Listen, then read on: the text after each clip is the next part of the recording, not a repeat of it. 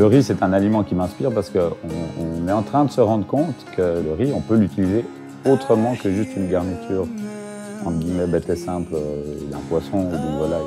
Et ce que je trouve intéressant, c'est justement de remettre un petit peu le riz au centre de votre assiette quelque part.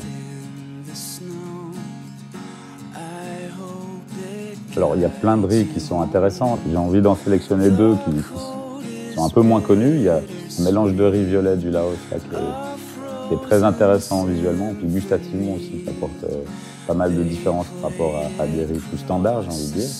Et puis ici, on a le riz rouge de Camargue, un petit peu plus connu, qui vient de moins loin, et puis aussi qui apporte une saveur assez sympa. Pourquoi est-ce qu'on utilise ces riz? Il y a plusieurs raisons. Moi, je dirais déjà, premièrement, c'est l'intérêt gustatif, l'intérêt de découvrir un nouveau produit. Ça, c'est quand même assez important pour nous en tant que cuisiniers et puis pour le client. Et puis, il y a autre chose, c'est aussi tout ce qui est lié au commerce équitable.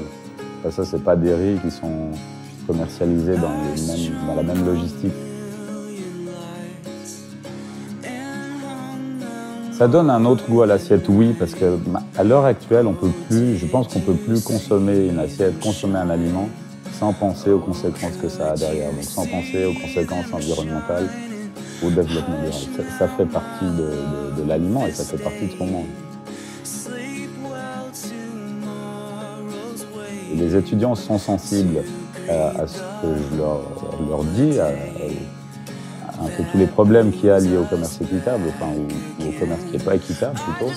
Mais après, la question est de savoir est-ce que, quand ils vont se retrouver à la micro, comment est-ce qu'ils vont faire leurs courses.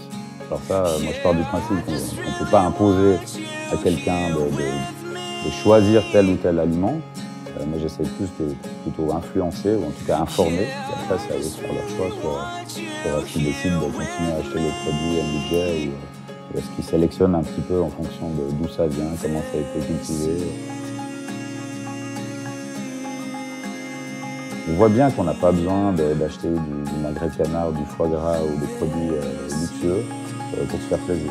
On peut rester dans des budgets quelque part très restreints, avec une préparation aussi assez simple, et puis se faire plaisir parce que c'est un aliment, parce qu'on produit quelque chose de vraiment goûteux, et puis parce qu'on produit aussi quelque chose qui est différent, qui est certainement cultivé ou commercialisé de manière différente.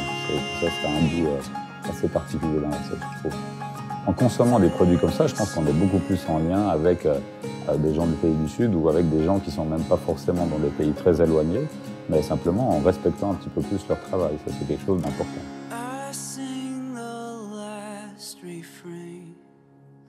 Through frosted wind